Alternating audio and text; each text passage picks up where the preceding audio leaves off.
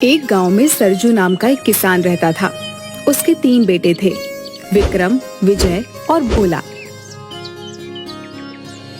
विक्रम और विजय काफी समझदार थे।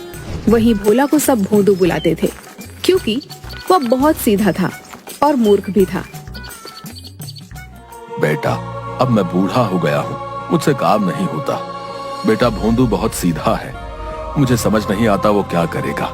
साथ ही गांव के जमींदार की नजर हमारी जमीन पर है, पता नहीं कैसे सब कुछ सही होगा। दादाजी की जमीन पर पता नहीं कैसे उस जमींदार ने अपना नाम लिखवा लिया है। आप चिंता मत कीजिए पिताजी, कोई ना कोई हल जरूर निकल आएगा। और इस भोंदू का क्या ही करो पिताजी, भोंदू को तो कुछ भी नहीं आता। अगर कोई काम दो तो सब उल्टा ही करता है। पता नहीं भोंदू इतना मूर्ख कैसे हो गया, जबकि हम दोनों भाई इतने समझदार हैं। कहां से मूर्ख दिखता हूं मैं तुम लोगों को? है? कल तुमने हरिया चाचा को क्यों मारा इतना? हरिया चाचा ने बोला मुझे चप्पल दे, मैंने उनकी बात मानी और उन्हें चप्पल दी। वो चप्पल पहनने के लिए मांग रहे थे, तुमने उन्हें चप्पल से मार ही दिया मूर्ख। इसे तो ये तक नहीं पता होता कि किसी इंसान से कौन सा काम करवाना है। मैंने इससे कहा जा खेतों से अनाज काट कर ले आ। मैंने जाकर देखा ये बैठकर एक एक दाने को चाकू से काट रहा था। हाँ तो क्या, तुमने तो कहा था अनाज काट कर लाओ, वही तो मैं कर रहा था। भोंदू, तुझे बात समझ नहीं आती क्या? अनाज काटना यानी कि फसल काट कर लेकर आनी थी तुम्हें। पिताजी मैं तो वही करता हूँ जो मुझसे कहा जाता है। अब ये लोग ही मुझे गलत चीज बताए तो मैं क्या करूं? भोला के पिताजी को हमेशा भोला की चिंता लगी रहती थी। हे भगवान, पता नहीं भोले का क्या होगा, आप ही मेरे भोले की रक्षा कीजिए। किसान बूढ़ा हो गया था, इसलिए उनका निधन हो गया। अब भोला का कोई भी सहारा नहीं था। दोनों भाई भी भोला का मजाक उड़ाते रहते थे। ओ भोंदू, इधर आ, मेरे लिए पानी लेकर आ। ठीक है भैया, ले आता हूँ। भोला बड़ी सी बाल्टी में पानी भरकर ले आता है। अरे मूर्ख, बाल्टी में पानी भरकर क्यों लाया है? मैंने तो पीने के लिए पानी मांगा था, गिलास में लाकर दे। एक बार में कोई काम सही से नहीं करता तुम इसे बोलते ही क्यों हो कोई काम? किसी काम का नहीं है ये, बस मुफ्त की रोटी तोड़ता है और खाली नुकसान कराता है। चल जा यहाँ से। भोला दुखी होकर वहाँ से चला जाता है। अब तो हर रोज भोंदू के साथ बहुत बुरा व्यवहार होता था। गांव वाले लोग भी भोंदू को मूर्ख बनाकर अपना काम निकलवा लेते थे। भोला बेटा, मेरे कमर में बहुत दर्द है, जरा मेरे खेत जोत देगा तू? काका, खेत जोत लूंगा तो आपका कमर कैसे ठीक हो जाएगा? उसके लिए तो कमर दबानी पड़ेगी ना। अरे भोंदू, कमर में दर्द है, मैं खेत जोत नहीं सकूंगा, इसलिए तुझसे बोल रहा हूँ। तू भी ना, तो ऐसा बोलो ना काका, खुद गलत बोलते हैं सब और फिर मुझे मूर्ख ठहराते हैं। बताइए। हाँ बचवा, हाँ हम ही मूर्ख हैं। जा खेत जोत, मेरे कमर की चिंता तू ना कर। भोंदू मूर्ख जरूर था, पर वह बहुत मेहनती था। वह सबकी मदद भी किया करता था, हालांकि लोग उसका सिर्फ इस्तेमाल किया करते थे। एक दिन भोंदू गांव के रास्ते से कहीं जा रहा था। अचानक उसका पैर रास्ते पर बैठे कुत्ते की पूंछ पर पड़ गया। वह सोया हुआ कुत्ता गुर्राते हुए भोंदू को देखता है और भौंकने लगता है। अरे बाप रे बाप, क्यों भौंक रहा भाई? अरे गलती हो गई, माफ कर दे। कुत्ता उसे दौड़ाने भी लगता है। माई रे माई, कहाँ फंस गया? बचाओ, कोई तो बचाओ रे। दौड़ते दौड़ते भोंदू जंगल में आ जाता है। वह जंगल के अंदर जाते जा रहा था, उसे पता ही नहीं था वह कहाँ जा रहा है।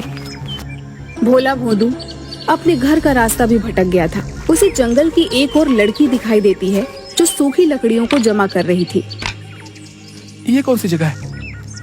ये तो जंगल है, आप यहाँ कैसे आ गए? यहाँ तो कोई आदमी नहीं आता जाता। मैं रास्ता भटक गया हूँ, मुझे नहीं पता मेरा घर कहाँ है। उसके बाद भोंदू ने सारी बात उस लड़की को बता दी। भोंदू की बातें सुनकर उस लड़की को पता चल गया कि भोला बहुत भोला है, जो अपने घर का पता भूल गया है। मेरा नाम रमा है।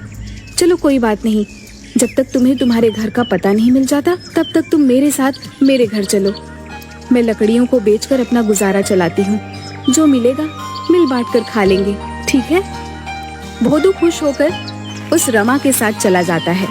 लकड़ी बेचकर जो मिलता है वह लड़की खुशी खुशी मिल बांटकर खा लेती है। लेकिन भोदू का भोलापन अभी भी जारी था। वह अपनी हरकतों से सबको हंसाता रहता था। वहीं दूसरी ओर पता नहीं कहाँ चला गया वो भोंदू, मूर्ख कहीं का। एक तो खुद जमींदार ने हमारी जमीन ले रखी है, ये परेशानी क्या कम थी जो अचानक भोंदू भी गायब हो गया। मैं तो तंग आ गया हूँ। चिंता मत करो, कोई ना कोई रास्ता जरूर निकल आएगा। इधर कुछ दिन बाद भोदू जंगल में लकड़ी का गट्ठर उठा रहा था। लकड़ी का गट्ठर बहुत बड़ा और भारी था, जिसे भोदू ठीक तरह से उठा नहीं पा रहा था। अरे बाबा, ये लकड़ी का गट्ठर तो बहुत भारी है, उठ नहीं रहा।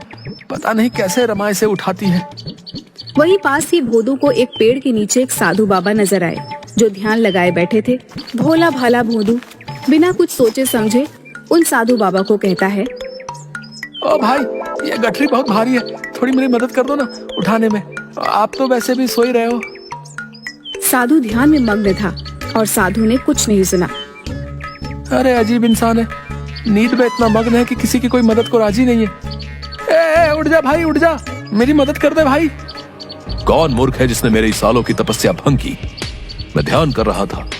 मूर्ख, तूने मेरा ध्यान तोड़ दिया है। तू खुद को समझता क्या है? बहुत बुद्धिमान है तू। इतना घमंड है तुझे अपनी बुद्धि पर, मूर्ख इंसान। लो, अब आप भी मुझे मूर्ख बोल रहे हैं। आपको नहीं पता मैं कितना समझदार हूँ। सब बस मुझे ही मूर्ख बोलते रहते हैं। तू बहुत समझदार है ना? तुझे अपनी बुद्धि पर बहुत घमंड है ना? जा, मैं तुझे श्राप देता हूँ। तेरी बुद्धि पलट जाएगी। तू अभी जैसा है उससे ठीक उल्टा हो जाएगा। तू खुद को जितना समझदार समझता है तो ठीक उसका उल्टा बन जाएगा। अरे महाराज, श्राप भी दे दिया, मेरा गट्ठर तो उठा देते। अजीब बाबा है यार। यह बोलकर साधु बाबा वहाँ से चले जाते हैं। अचानक भोला ने अपने अंदर एक अजीब सा परिवर्तन महसूस किया, पर उसे समझ नहीं आया कि आखिर हुआ क्या। भोदू घर आता है। वहाँ रमा बैठकर लकड़ियों की कीमत का हिसाब लगा रही थी। आ गया, सारी लकड़ियाँ लेकर आए हैं ना? फिर रमा लकड़ी के पैसे जोड़ने में लग जाती है। 100 रुपए होने चाहिए।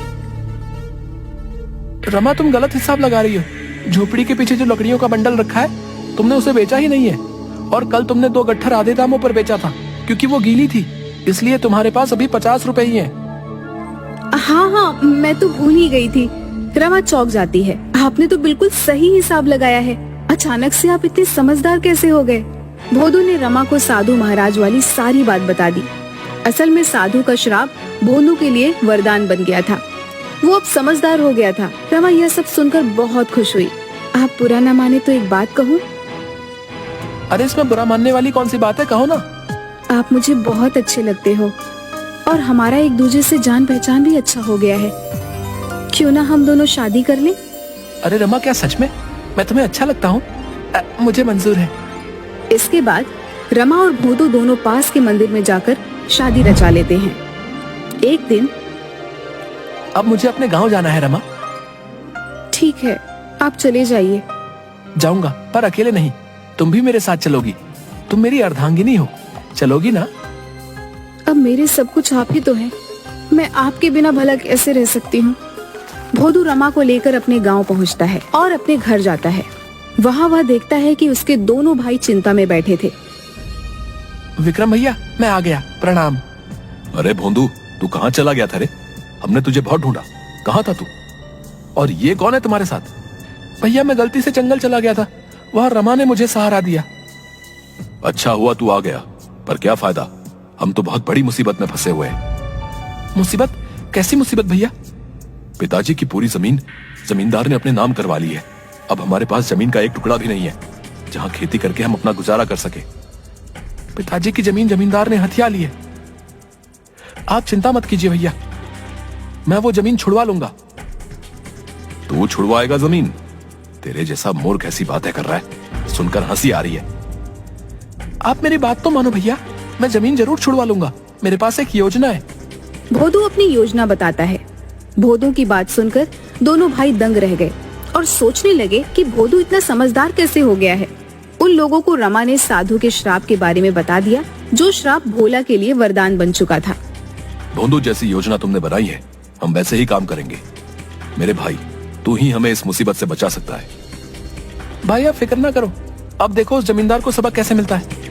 अगले ही दिन गांव में यह खबर फैलती है कि भोला के पिता के खेत में एक चुड़ैल रात को घूमती है। आसपास के लोगों में डर का माहौल छा गया। ये खबर जमींदार के पास भी पहुंची। ये मैं क्या सुन रहा हूँ? ये चुड़ैल कहाँ से आ गई? हाँ मालिक, आजकल सरजू की जमीन पर हर रात एक चुड़ैल घूमती नजर आती है और जैसे ही सामने जाओ वो गायब हो जाती है। गांव के 2-4 लोग तो बीमार हो गए हैं चुड़ैल को देखकर। क्या बेकार की बातें करते हो तुम लोग? आज मैं जाकर देखता हूँ। उसी रात जमींदार अपने 4 आदमियों के साथ चुड़ैल देखने के लिए सरजू के खेत में जाता है। ये गांव वाले सब सठिया गए हैं ससुरे। न जाने कौन सी चुड़ैल दिखाई देती है इन्हें। मुझे तो कुछ दिखाई नहीं दे रहा।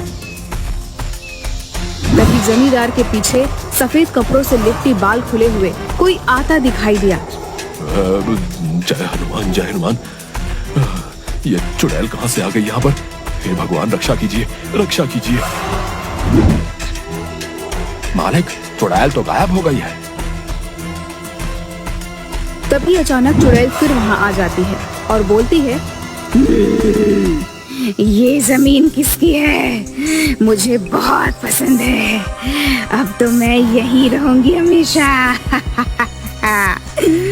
इस जमीन पर जिसने अपना हक जताया है वो मारा जाएगा। हाँ, तुम्हें मरना है। हे भगवान, आज बचा लो। मुझे कोई जमीन नहीं चाहिए। कभी मुड़कर इस जमीन की तरफ भी नहीं देखूंगा। राम राम राम राम, मरा मरा मरा मरा। सब के सब लोग वहाँ से डरकर भाग जाते हैं। दूसरे ही दिन जमींदार ने वह जमीन विक्रम और विजय को वापस लौटा दी। अरे विक्रम बेटा, मुझसे गलती हो गई। ये जमीन तो सरजू की थी और उसी की रहेगी। हाँ, ये रहे तुम्हारे जमीन के कागज। हाँ, लाओ इधर। और दूसरी बात, अगर गलती से भी हमारी जमीन पर नजर डाली ना तो हमसे बुरा कोई नहीं होगा। वाह भोंदू, वाह, क्या दिमाग हो गया रे तेरा। तेरे प्लान ने तो सच में हमारी जमीन वापस लौटा दी। और हाँ, रमा भाभी भी कमाल की कलाकार है। चुड़ैल बनकर क्या खूब डराया जमींदार को। धन्यवाद रमा, हमारी इतनी मदद करने के लिए। धन्यवाद किस लिए जी? अब मैं भी तो इसी घर की सदस्य हूँ ना। अब तो हम सब लोग मिलकर रहेंगे। भोला को पता था कि डर से किसी भी चीज को आसानी से हासिल किया जा सकता है। इस तरह भोला की होशियारी और रमा के साथ से उन्हें उनकी जमीन वापस